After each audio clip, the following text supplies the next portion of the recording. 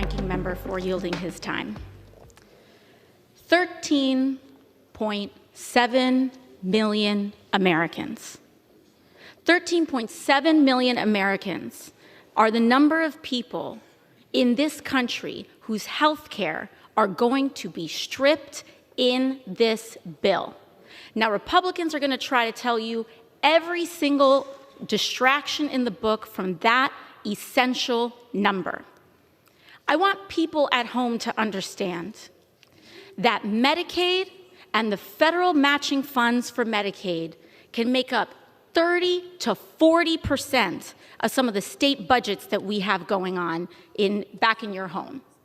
Republicans have put this bill together, rushed it together in a matter of hours on the back of a napkin, shaking it, walking out of the White House, and brought it right here to this floor. What's up, everybody? Major Retired Richard Ojeda here, and 13.7 million Americans. That's the number that Alexandria Ocasio-Cortez dropped on the House floor. And man, it hit like a thunderclap. They are defunding Planned Parenthood. They are ending tons of Medicaid coverage for 13.7 million Americans, including Affordable Care Act coverage as well. And if you want to get an abortion and have a silver plan on a health care plan that you paid for, you will also be affected by this legislation as well. Also, allowing suppressors on guns to be deregulated to some of the largest amounts that we have seen since the 1930s. 13.7 million Americans are the number of people in this country whose health care are going to be stripped in this bill. Not might, not possibly going to be. She didn't show up to play nice. She didn't come to swap talking points. She came with a warning. And so I want people to understand, for my Republican colleagues who are sure what is in and not in this bill, in this process that has been this rushed, when you wake up in the morning, you will realize that you voted to defund Planned Parenthood and to take away health care from 13.7 million Americans. And when this country wakes up in the morning, there will be consequences to pay for this. They tried to sneak this through with distractions. Rush it out of the White House, scribble it together on the back of a dinner napkin, and call it policy. But AOC stood up in front of the nation and made the stakes impossible to ignore. When you wake up in the morning, you'll realize you voted to defund Planned Parenthood. You voted to take health care from 13.7 million Americans, and there will be consequences. We've done assessments, because if you live in a rural community, you're going to be hurt too. In New York 23, 25% of people are on Medicaid in this area of upstate New York. Westfield Memorial Hospital will be at risk of closure. UPMC Chautauqua is at risk of closure. Schuyler Hospital at risk of closure. California 23, where 46% of people are on Medicaid. Redlands Community Hospital at risk of closure if this passes. Victor Valley Global Medical Center, Loma Linda University Medical Center, all at risk of closure. Colorado 8, 24% of people in this community are on Medicaid, and Platte Valley Medical Center will be at risk of closure if these cuts pass. Who do you believe? The people who are trying to cut this, not, by the way, to cut from quote-unquote undeserving people to give to deserving people, but they are cutting these Medicaid care and these Medicaid dollars to pay for tax cuts for Elon Musk and billionaires. She wasn't preaching to the choir. She was talking straight to every lawmaker who thinks that they can cut people's lifelines in the dark of night and walk away clean. No more cover, no more spin. If you voted for this, you're going to own it. And the daylight is coming. So let's talk about what this bill actually does, because this is not just some line item on a spreadsheet. This is about people. This is about single moms trying to keep food on the table. It's about working folks who've been busting their asses for decades just to stay one step ahead of medical bills. It's about elderly folks on fixed incomes who already lost sleep wondering what they're going to cut next. Meds, meals, or rent. Medicaid slashed, not trimmed, not adjusted, slashed. Millions of Americans relying on it, not just to see a doctor, but to stay alive. These are cancer patients, folks with disabilities, new moms and their babies, veterans with chronic conditions. These aren't freeloaders, they're survivors. And this bill just kicked them square in the gut. SNAP benefits, they didn't just make cuts. They slapped on new work requirements that actually punish people for being poor in the first place. Think about it. Imagine being a single parent working 2 part-time jobs with no benefits, and now some rich suit in Congress is telling you that you're the problem, that you need to work harder if you want your kids to eat. That's what this bill does. It doesn't fix anything. It just adds more hoops for the most vulnerable people to jump through. And then there's Planned Parenthood. Yeah, they're coming for that too. Never mind that for a lot of women, especially in rural areas, it's the only affordable care provider that they've got. They're not just targeting abortions. They're cutting cancer screenings, birth control, prenatal care, basic health care for millions of women. All gone. Now let's talk about what actually happens when you stack all of that pain on top of a community that's already stretched thin. In Colorado's 8th congressional district, nearly 1 in 4 people rely on Medicaid. That's not just some obscure number tucked into a report.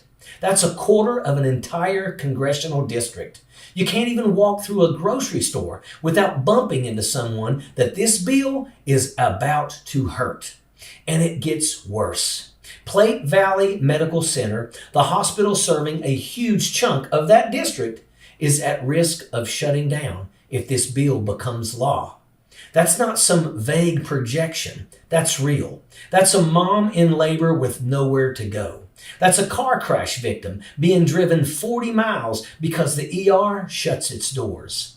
That's someone having a stroke and dying in the back of an ambulance because their representative decided tax cuts for the wealthy mattered more than medical care for their own damn constituents. And let's be clear, this didn't happen by accident.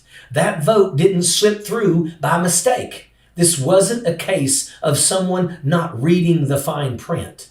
The congressman from Colorado's 8th was the deciding vote. He broke the tie. He knew exactly what was in this bill. He knew what was going to happen to his own district, and he voted for it anyway. He didn't vote for the people who rely on Medicaid. He didn't vote for the folks on SNAP who were already working full-time and still struggling. He didn't vote for the nurses, the teachers, the veterans, or the seniors trying to make it to their next doctor's appointment. He voted for the donor class. He voted for the corporations. He voted for the Trump agenda. He didn't just fail his district. He turned his back on it. People aren't just angry about what happened. They are absolutely furious. Think about this. Trump's been back in office for just over 100 days, and there are already protests in the streets. People are standing on corners, swarming Tesla dealerships, marching across the country and even across the world, joining together in unison against this horrific regime. And people are fed up. They're organizing. They're showing up. They're fighting back. Because when you try to rip healthcare out from underneath families and you do it with a smirk and a donor check hanging out of your pocket, you had better believe that the folks are absolutely going to rise up. And that's exactly what we are seeing.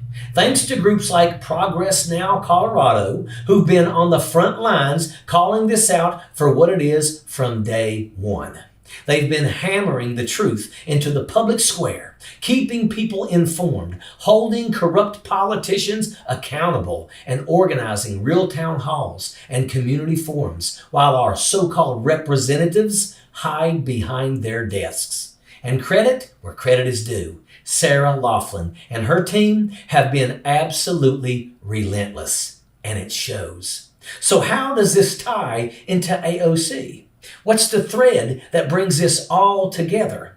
That came earlier this year when she and Bernie Sanders rolled through Greeley, Colorado, right through District Number 8 on their Fighting Oligarchy tour. They made a stop at the University of Northern Colorado.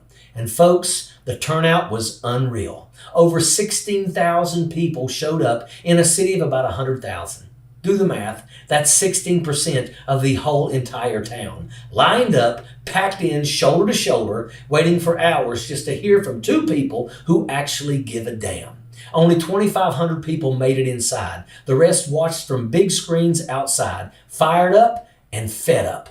That kind of turnout doesn't just happen by accident. That's not manufactured. That's not hype. That happens when a community has been squeezed to death and finally decides that it's time to fight back. AOC and Bernie didn't roll in to give some stump speech and leave. They came to stand with the people who saw this betrayal coming long before the vote ever even happened.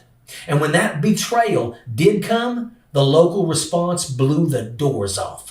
Progress Now Colorado organized a people's town hall in Greeley, a real one, not a telephone town hall, not a press release, a real face-to-face event with real people and real stories. And guess who didn't show up?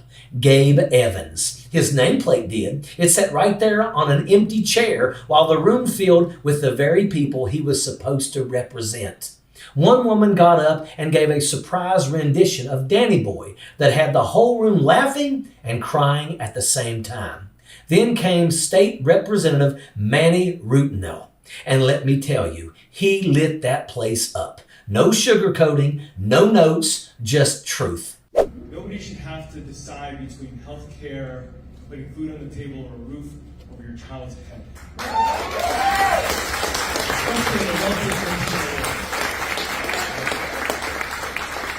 And instead of taking accountability and showing up, he's coming out on the attack. He's attacking people like me, he's attacking all of you. I'm sure you've heard that he thinks that all of you are paid protesters. I don't know about y'all, I haven't gotten my check. I know. I mean, at this rate, I'll spend my money on a check. At this rate, it seems less likely that we'll get a check to pay to protest, and more likely that we'll get added to some signal for government secrets. Yeah, exactly.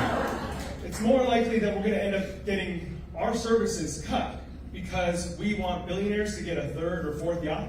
It's unacceptable. He talked about what it's like growing up in a working class immigrant household, about watching his mom open the mail, close the door, and cry quietly when there wasn't enough to cover everything. And he said that everyone in that room already knew that over 70,000 people in this district rely on Medicaid, that our hospitals are under threat, that rural communities are being hung out to dry. And Gabe Evans, instead of showing up to answer for his vote, he vanished. That's not leadership. That's cowardice, plain and simple. Alexandria Ocasio-Cortez didn't just call out Colorado's 8th district. She called out the entire damn strategy. She got up there and laid it out plain. New York 23, California 23, and Colorado's 8th. 3 districts where huge numbers of people rely on Medicaid, and 3 districts where hospitals are on the edge of shutting their doors if this bill becomes law. In New York's 23rd, 1 in 4 people are on Medicaid. In California's 23rd, it's nearly half. And in Colorado's 8th, 24%. That's nearly a quarter of the entire population. And what do all these places have in common? They're hospitals. Places like Platte Valley Medical Center are now in danger of closing. Real towns, real patients, real lives hanging in the balance. AOC didn't just rattle off stats. She dropped a damn body count. Because this bill doesn't just kill budgets, it kills access. And it's going to hurt people in places where they can't just drive down the street to another hospital.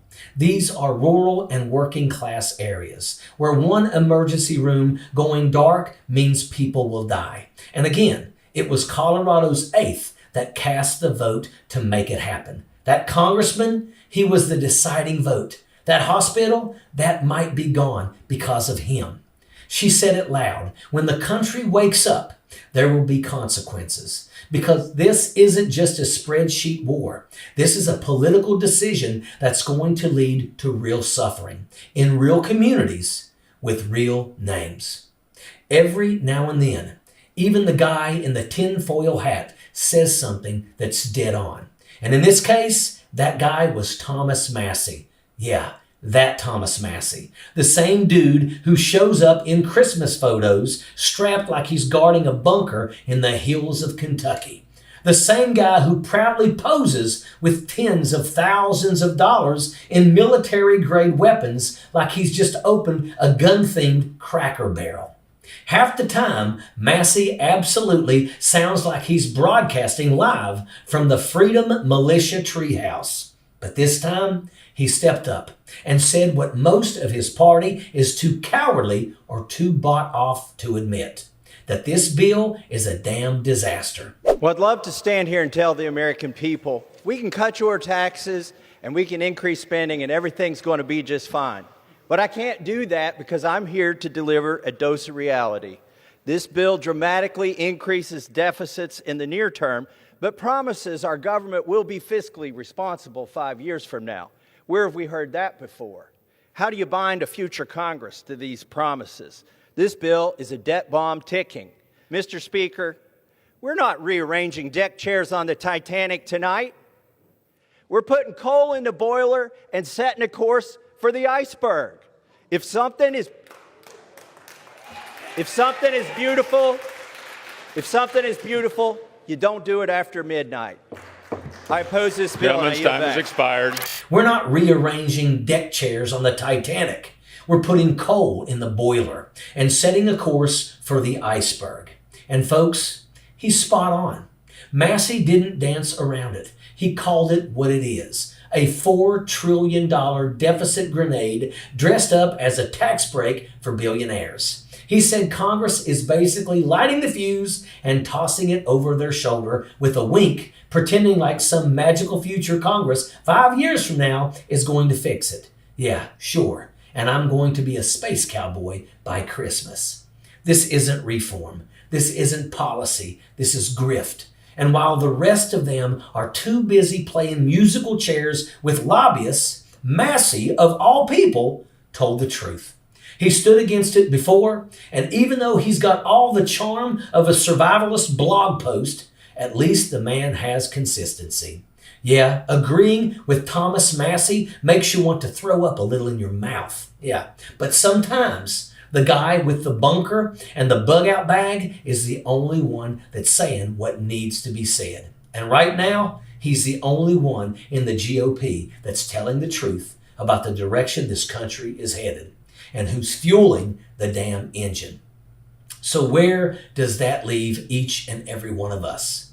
13.7 million Americans are now on the chopping block. Hospitals are on the brink. Medicaid and SNAP have been gutted to the bone. A party drunk on power, driving the country straight into an iceberg with a smile on their face and a billionaire in the passenger seat. And the deciding vote? The one that tipped the whole damn thing over the edge. That guy, from a guy who was supposed to represent people scraping by. Yeah, not the ones writing checks at Mar-a-Lago. That betrayal didn't happen in a vacuum. AOC called it out right there on the floor. New York's 23rd, California's 23rd, and Colorado's 8th, all with massive Medicaid populations, all with hospitals now hanging by a thread, all thrown under the bus so the richest people in this country could get another damn tax cut. AOC warned everybody. Massie, yeah, even Massie warned them. The people rose up. They packed town halls. They filled the streets. They sang. They cried. They stared down that empty chair and said, "We see you." And now the reckoning is here. Because sooner or later, when you vote to take food off of people's tables, when you cut the IV line and walk away, when you trade your own constituents for a campaign check, the daylight finds you. And when it does, you better pray all you lose is your seat. And that is an absolute fact. Sappers clear the way, airborne all the way.